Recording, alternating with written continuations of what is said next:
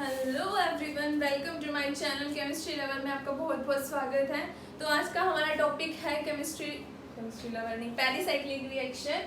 Pericyclic reaction का part 1। तो हमने आज पढ़ना है कि पेरिसाइक्लिक रिएक्शन क्या होती है। ठीक है, इसका जो first step electrocyclization, cycloaddition, ठीक है, और sigmatropic, group transfers reaction, ये सब कुछ पेरिसाइक्लिक में पढ़ना है। डायज़ोल्फर रिएक्शन, नजारो, ठीक है, ये सब कुछ पेरी में कवर करना है। तो पेरिसाइक्लिक रिएक्शन होती क्या है? पेरिसाइक्लिक रिएक्शन वो होती है जिसमें concerted cyclic shift of electrons होते हैं। क्या होता है? Concerted cyclic shift of electron, cyclic shift of electron. ठीक है, कंसर्टेड का मतलब क्या होता है? कंसर्टेड मतलब साइमल्टेनियसली बॉन्ड का ब्रेक और साइमल्टेनियसली बॉन्ड का फॉर्मेशन हो रहा है। बॉन्ड ब्रेकिंग मतलब रिएक्टेंट ले रखा है मैंने, साइमल्टेनियसली बॉन्ड ब्रेक हो रहा है, उसी प्रकार जैसे वो टूट रहा है उसी प्रकार ही प्रोडक्ट का बॉन्ड फॉर्म हो रहा है। ठीक है, तो कंसर्टेड साइक्लिक शिफ्ट का मतलब जैसे वो टूट रहा है साथ साथ बन भी रहा है।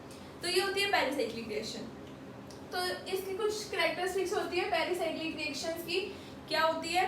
देखो, जैसे कि ये इसकी कंडीशंस है, जैसे कि थर्मल या फोटोकेमिकल कंडीशंस में होगा। पेरिसाइक्लिक रिएक्शन किसमें होती है? या तो थर्मली होगी या फोटोकेमिकली होगी। ठीक है, और क्या होता है इसमें? कोई भी सॉल्वेंट की रिक्वायरमेंट नहीं होती है, कोई रिएजेंट की रिक्वायरमेंट नहीं होती है।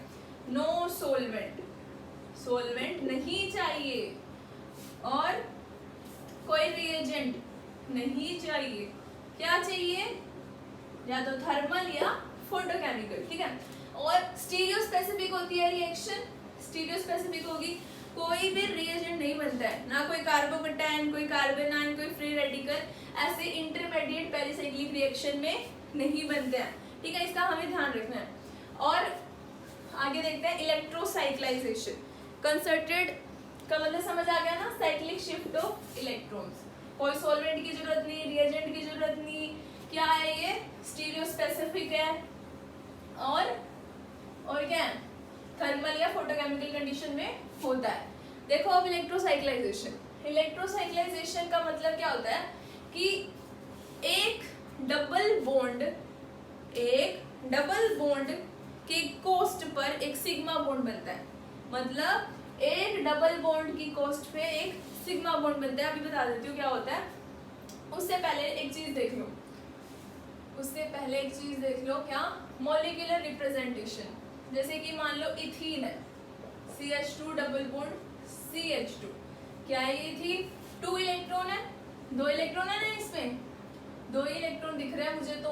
ठीक है, 2 इलेक्ट्रॉन है, तो इसकी रिप्रेजेंटेशन करनी है हमने। जितने कार्बन उतने ही वेव फंक्शन, जितने कार्बन उतने ही वेव फंक्शन। मतलब वेव फंक्शन एक psi1 होगा, एक psi2 होगा। इसके ऑर्बिटल रिप्रेजेंटेशन देख रहे हैं।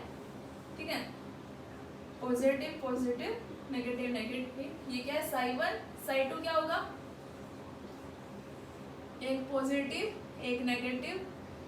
ठीक है, अब जहां पे अल्टरनेट बनता है तो वहां पर एक नोड आ जाती है।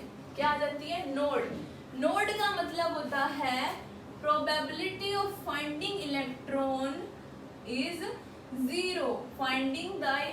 Probability of finding the electron is 0। मतलब यहाँ पे इलेक्ट्रॉन नहीं होगा। जो 2 इलेक्ट्रॉन होंगे वो यहाँ होंगे, कहाँ होंगे? यहाँ पर होंगे। तो मैं 2 इलेक्ट्रॉन्स को ऐसे रिप्रेजेंट कर सकती हूँ, ऑब्वियसली ऐसे ही करूंगी। ठीक है, तो ये क्या है? आपकी ग्राउंड स्टेट है, ये खाली एक्साइटेड स्टेट इसकी। अब मैंने ये हमारा कब है? जब मैंने डेल्टा कंडीशंस लगा रखी है। क्या लगा रखी है? Delta condition. अब मैंने लगा दी फोटोकेमिकली। क्या लगा दी? Photochemical condition. ठीक है, तो फोटोकेमिकल कंडीशन में क्या होगा? एक इलेक्ट्रॉन एक्साइट हो जाएगा। क्या हो जाएगा? एक्साइट हो गया एक्साइट। तो अब हमें एक चीज समझनी है, होमो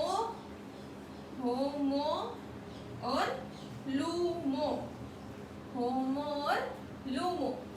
होमो highest occupied molecular orbital, lowest क्या बोल रही हूँ, unoccupied molecular orbital, highest occupied molecular orbital, lowest unoccupied molecular orbital.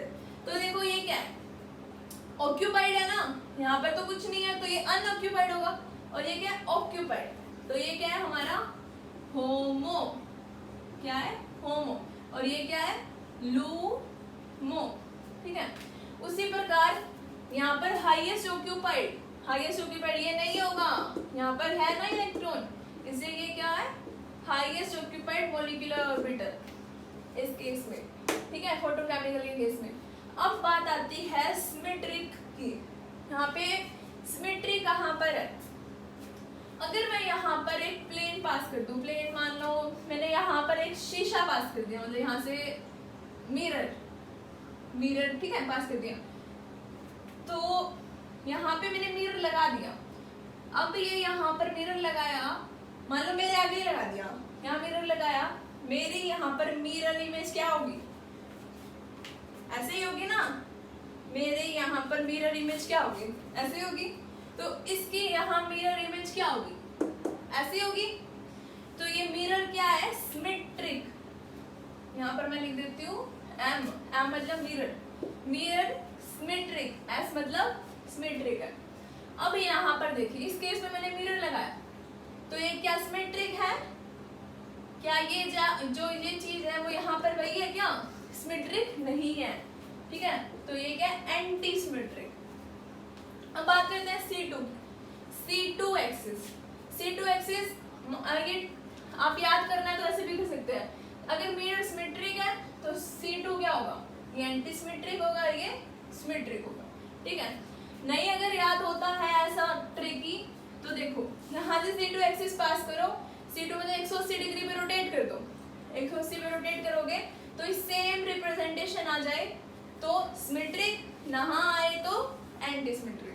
तो यहाँ पर अगर करोगे तो नहीं आएगी सेम, उल्टी आ जाएगी, तो ये क्या है एंटी सिमेट्रिक और ये क्या है सिमेट्रिक, ठीक है। तो ये बात होगी हमारी किसकी, इथीन की। अब हम बात करते हैं 1,3-ब्यूटाडाइईन, किसकी 1,3-ब्यूटाडाइईन। तो 1,3-ब्यूटाडाइईन में कितने कार्बन हैं बता सकता है कोई, कौन बताएगा, हमको सुनने वाला, यहाँ पे कोई स्टूडेंट कहाँ है, यूट्यूबर्स सुनते हो क्या, देखो 1,3-ब्यूटाडाइईन, 1,3-ब्यूटाडाइईन,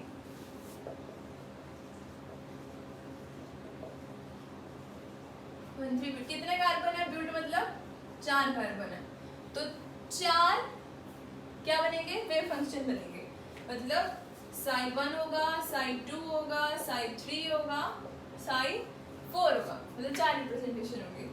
तो देखो ठीक है,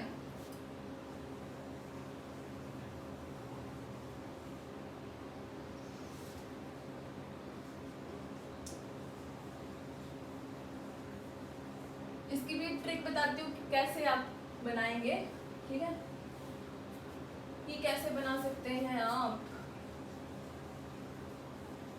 ठीक है। psi1 सभी पॉजिटिव,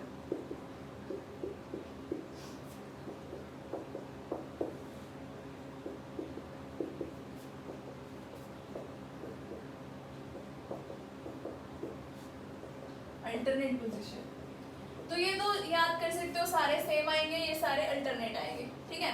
और रही बात इसकी याद करने की, तो एक ट्रिक है, अगर ओड है, अगर ओड वेव फंक्शन की बात कर रही हूँ, ओड 1 और 3, तो जो ये लास्ट वाले लॉब्स दिख रहे हैं ना, लास्ट वाले लॉब्स ये सेम होंगे, क्या होंगे, सेम होंगे। अगर इवन की बात हो रही है, इवन में क्या होगा, जो लॉब्स हैं वो अल्टरनेट होंगे, क्या होंगे, अल्टरनेट, ठीक है। तो इसमें भी हम होमो ड्रॉ कर लेते हैं। तो आपके पास एक और भी क्वेश्चन आता है कि इसमें कितने नोट्स हैं, इसमें कितने नोट्स हैं, इसमें कितने नोट्स हैं, तो 1 माइनस करते जाओ, 1 में से बन गया 0, इसमें नो नोट्स, 0 नोट, इसमें कितने आएंगी, 1 आएंगी, इसमें 3 में से 1 गया, 2 नोड्स आएंगी, इसमें कितनी आएंगी, 3 नोड्स। मान लो यहाँ पे ये अल्टरनेट पोजीशन है तो 1 नोड यहाँ, अल्टरनेट पोजीशन 1 नोड यहाँ, अल्टरनेट पोजीशन 1 नोड यहाँ। कितनी नोड्स हैं, 3। कितनी है, 3। यहाँ पे कितनी होगी, 2 होगी, 1 अल्टरनेट पोजीशन 1। अब यहाँ पे सेम है ये, तो कोई नोड नहीं है, ओवरलैप हो रहे हैं। अब यहाँ देखो 1 नोड है, ठीक है, तो 2 नोड्स आएंगी। यहाँ पर कितनी है, 1। यहाँ पर चेंज हो रहा है ना, वेरिएशन जहाँ वहां पर नोड, ठीक है। अब देखो कितने इलेक्ट्रॉन्स हैं ब्यूटाडाइईन में, 2 और 2 4 है, 1 और 2 3 और 4। ये क्या है, खाली है, ठीक है। ये कौन सी है हमारी, डेल्टा कंडीशंस। क्या है, डेल्टा कंडीशन। अब मैंने क्या दे दी कंडीशन, फोटोकेमिकल। फोटोकेमिकल में क्या होगा, एक इलेक्ट्रॉन कहाँ पे चला जाएगा, एक इलेक्ट्रॉन एक्साइट हो जाएगा। क्या हो जाएगा, एक्साइट। अब इस केस में होमो ये था, क्या था, होमो ये, और लूमो ये था। मतलब होमो क्या है, साइड 2, क्या है, साइड 2 क्या है, होमो।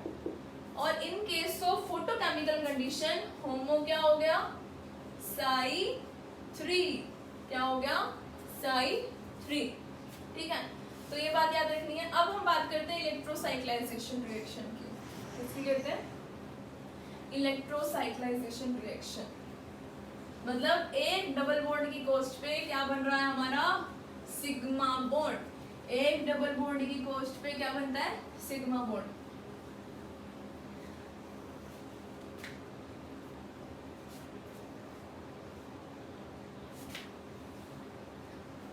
मान लो ये है, क्या है ये, 4n सिस्टम है ना, 4n सिस्टम है ये।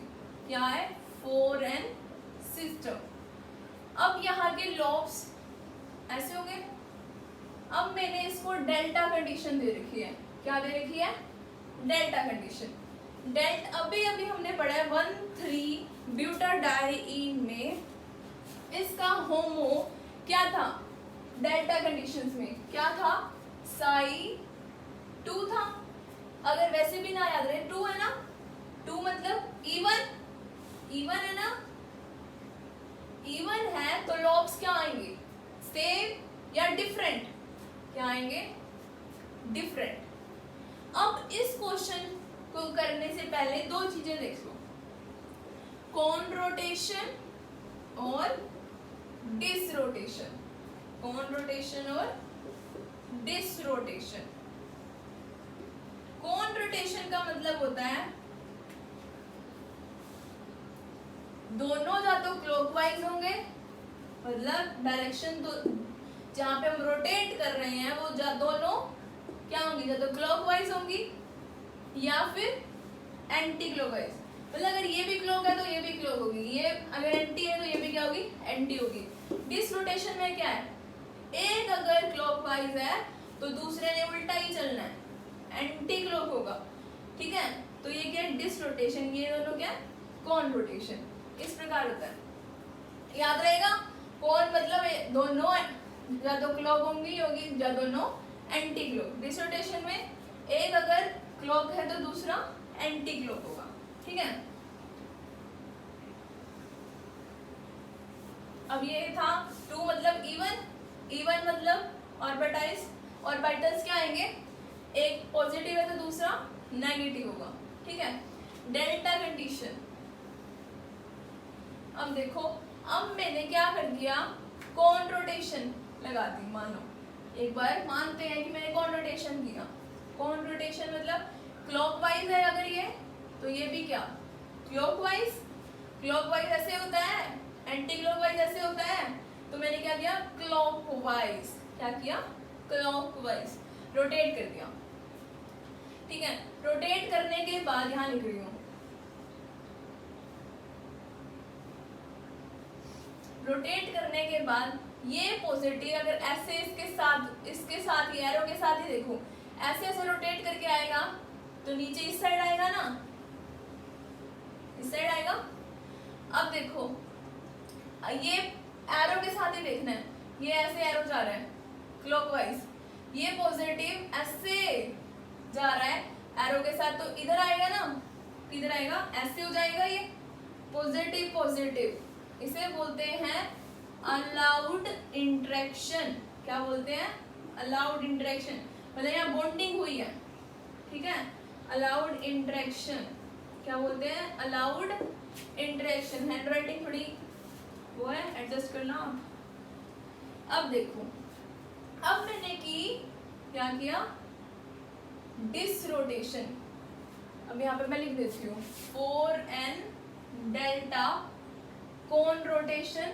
अलाउड थी ना, अभी अलाउड थी। अब मैंने डिसरोटेशन किया। डिसरोटेशन मतलब एक क्लॉकवाइज है तो दूसरा एंटी क्लॉकवाइज है, ठीक है। और देखो ये पॉजिटिव, ऐसे एरो इधर जा रहा है तो ये ऐसे बनेगा, ये पॉजिटिव। अब देखिए ये ऐसे जा रहा है एंटी क्लॉकवाइज, मतलब ये पॉजिटिव इस एरो के साथ साथ ऊपर जाएगा, इधर जाएगा, और ये नीचे आएगा, ठीक है। तो यहाँ माइनस होगा, यहाँ प्लस होगा। Not allowed. क्या है? Not allowed. तो 4n में जो डिसरोटेशन होती है वो अलाउड नहीं होती है, ठीक है। अब बात करते हैं हम, अब एक चीज और देखो, इसमें सिंपल सी बात देखो, इसे लोब लूप को छोड़ो, इलेक्ट्रोसाइक्लाइजेशन, यहाँ इलेक्ट्रॉन यहाँ, ये यहाँ पर, तो क्या बनता है, क्या बनेगा, ये बनेगा ना। इधर से इलेक्ट्रॉन यहाँ शिफ्ट हो गए, सिग्मा बॉन्ड आ गया, ये पाई इलेक्ट्रॉन्स यहाँ गए, मतलब 2 पाई इलेक्ट्रॉन्स थे, 2 नहीं है ना, 1 है, 1 पाई और 1 सिग्मा और आ गया। In cost of 1 pi electron, there is 1 sigma bond occurs, is called electrocyclization reaction.